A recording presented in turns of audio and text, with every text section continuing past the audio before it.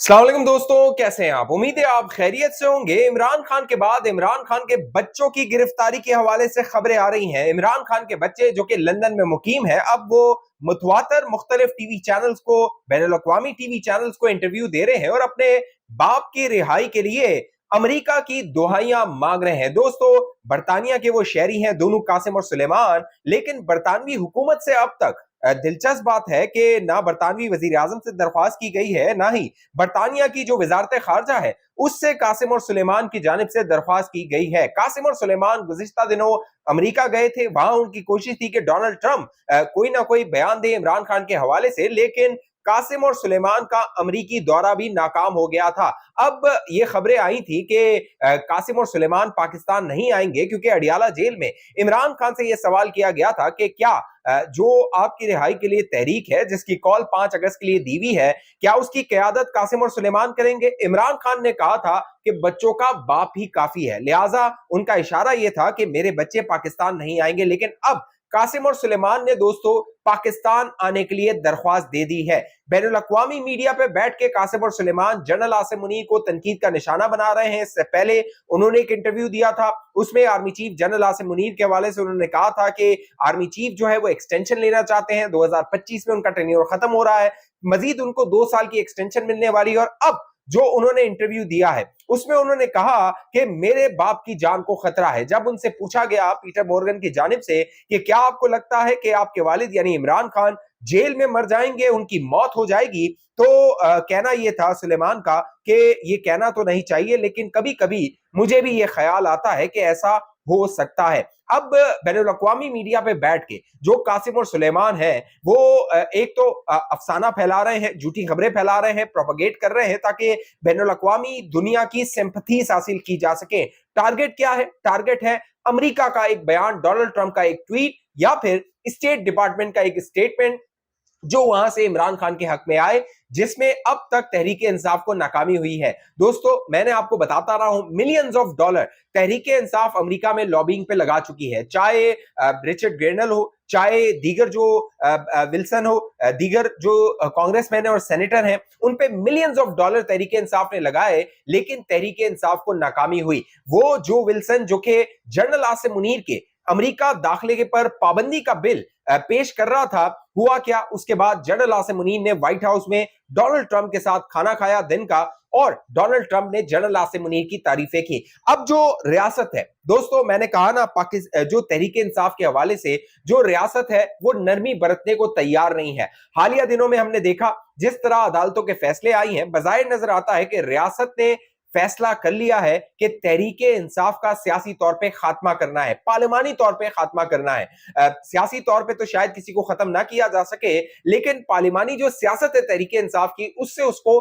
बाहर कर देना है। इसीलिए लातादाद जो तहरीके इंसाफ के रहनुमा है उनको नाअहल किया गया। उनमें सेनेटर्स हैं, कौमी असम्बली के अरकान हैं, सूबाई असम्बली के अरकान हैं। उनकी जो सजाएं थी उनकी तौसीक कर दी गई और इलेक्शन कमीशन ने बाकायदा उनकी डी नोटिफिकेशन के नोटिफिकेशन जारी कर दिए हैं। अब क्या हुआ है? अब 50 के करीब दोस्तों तहरीके इंसाफ के रहनुमाओं को इश्तियारी डिक्लेयर कर दिया गया है, और एक जो शख्स है इस्माइल नाम का, उसको 25 साल की जो सरगोदा की एटीसी की अदालत है उसने 25 साल की सजा सुनाई है। जुडिशियल कॉम्प्लेक्स पे हमला करने के जुर्म में उसको कन्विक्ट किया गया है। अब जितने भी तहरीके इंसाफ के रहनुमा हैं जिनको सजाएं सुनाई गई हैं, जरताज गुल है 10 साल की सजा है, फिर साहबजादा हामिद रजा है उन्हें 10 साल की सजा है, शिबली फराज को 10 साल की सजा है, दीगर जो लोग हैं उन्हें 10-10 साल की सजाएं दी गई हैं, उमर अयूब को 10 साल की सजा है, लेकिन ये तमाम लोग अब तक गिरफ्तार नहीं हुए हैं। तो आपका सवाल ये होगा कि अब तक इन्हें गिरफ्तार क्यों नहीं किया गया? उसकी वजह यह है कि इन तमाम रहनुमाओं ने महफूज ठिकाना ढूंढा हुआ है खैबर पख्तूनख्वा में।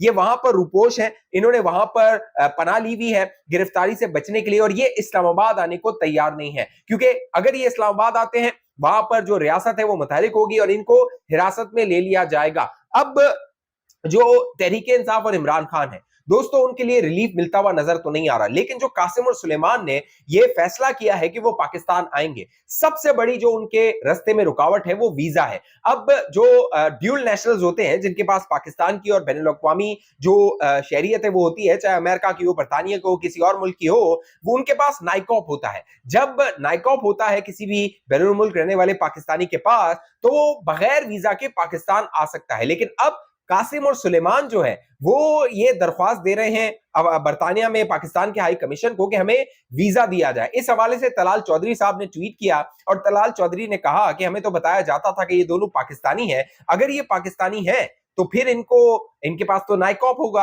अगर इनके पास नाइकॉप है तो इन्हें वीजा की जरूरत नहीं है पाकिस्तान आने के लिए। लिहाजा पहले मैं बार बार बताता रहा हूं कि इमरान खान साहब को तो कासिम और सलीमान को यह कहना चाहिए कि जब पाकिस्तान पे कदम रखो तो पाक फौज जिंदाबाद, पाकिस्तान जिंदाबाद का नारा लगाओ, इस जमीन को चूमो और पाकिस्तान की शहरियत के लिए दरख्वास्त दे दो ताकि इमरान खान के बच्चों को पाकिस्तान की शहरियत दिलवाई जा सके, उन्हें पाकिस्तान की शहरियत दी जा सके। अब कासिम और सुलेमान जो लॉबिंग कर रहे हैं उसका नतीजा क्या होगा दोस्तों? उसका नतीजा मजीद सख्तियां होंगी, क्योंकि कासिम और Suleman indirectly army chief general Asim Munir को टारगेट कर रहे हैं। बाकायदा उन्होंने पीटर मॉर्गन का जो इंटरव्यू था उसमें कहा कि डोनाल्ड ट्रंप को चाहिए कि वो आसिम मुनीर को कॉल करे, एस्टेब्लिशमेंट पे दबाव डाले और हमारे बाप की रिहाई के लिए जो मामलात हैं उसको आगे बढ़ाया जाए। अब यही इमरान खान थे जो कि कंटेनर पे खड़े होके कहते थे क्या हम गुलाम हैं। अब जिस अमेरिका को ये कहते थे कि क्या हम गुलाम हैं, अब उसी अमेरिका से मदद और इमदाद चाह रहे हैं। मैंने बताया, देखिए दोनों जो कासिम और सुलेमान है वो बरतानिया की शहरियत रखते हैं।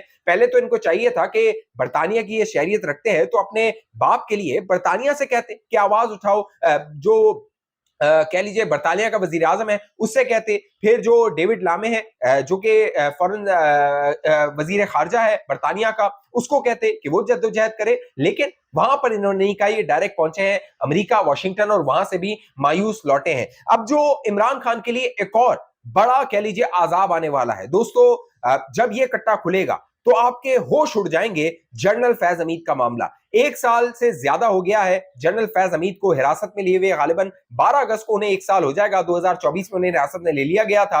अब 1 साल के अंदर जो जनरल फैज हमीद का ट्रायल हो रहा है इसमें दोस्तों कई साबिक फौजी अफसरान ने गवाहियां रिकॉर्ड करवाई हैं और खासतौर पे 2 साबिक ब्रिगेडियर जिनका आईएसआई से ताल्लुक था, क्योंकि जनरल फैज हमीद के हवाले से जो तहकीकात हो रही हैं उनके 3 पहलू हैं। पहला पहलू जो है वो जनरल फैज हमीद का बतौर डीजी आईएसआई किरदार है, जो उन्होंने आईएसआई में बतौर डीजीसी और डीजी आईएसआई किरदार अदा किया, उनकी जो भी मसरूफियात थी, जो भी सरगर्मियां थी, उनकी जांच की जा रही है।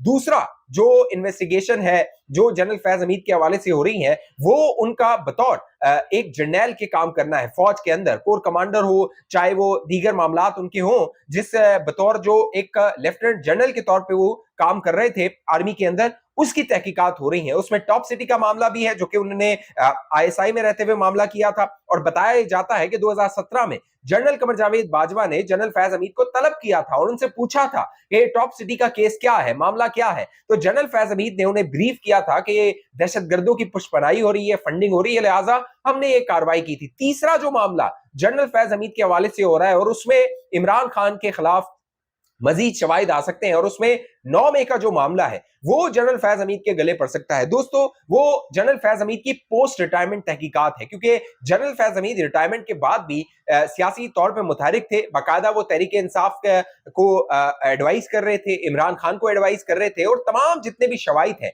वो इस्टेब्लिशमेंट के पास मौजूद हैं। इन्हीं दायरों में ये तहकीकात आगे बढ़ाई जा रही है। और मैंने बता दिया कि 2 ब्रिगेडियर्स, उनके नाम मैं आपको बता देता हूं, ब्रिगेडियर नहीम और ब्रिगेडियर गफार। ये ब्रिगेडियर गफार जो है इनके हवाले से तो एक ऑडियो कॉल सामने आ गई थी अफसार आलम को, जब जनरल फैज हमीद ने कॉल की तो ब्रिगेडियर गफार का नाम लिया गया था कि वो आपके पास आ जाएंगे, आपको बता देंगे क्या मामला है। पैमरा को कंट्रोल करते थे जनरल फैज हमीद। तो ब्रिगेडियर गफार और ब्रिगेडियर नहीम जो है उनके बारे में ये साबिक आईएसआई के अफसरान हैं, रिटायर हो गए हैं, इन्होंने गवाहियां दी हैं, और ये गवाहियां दोस्तों जनरल फैज हमीद को मौत के फंदे तक लेकर जा सकती है आने वाले दिनों में। जो डंडा है, क्योंकि अब तहरीक इंसाफ क्या कह रही है, तहरीक इंसाफ कह रही है हम 9 मई की मजम्मत करते हैं। डीजीआईएसपीआर ने 7 मई 2024 को 25 को क्या कहा था, 2024 को भी 2025 को भी कहा था, क्या कहा था कि मजम्मत नहीं, माफी चाहिए, और माफी भी अनकंडीशनल। क्योंकि आप ये नहीं कह सकते कि 9 में तहरीक इंसाफ ने नहीं किया। ये तो अजर मिनल शम्स है, जिस तरह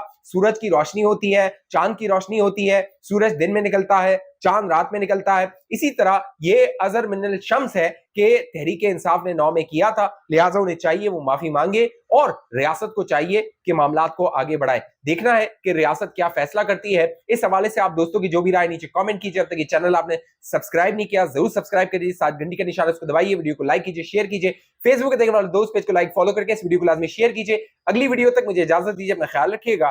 पाकिस्तान जिंदाबाद।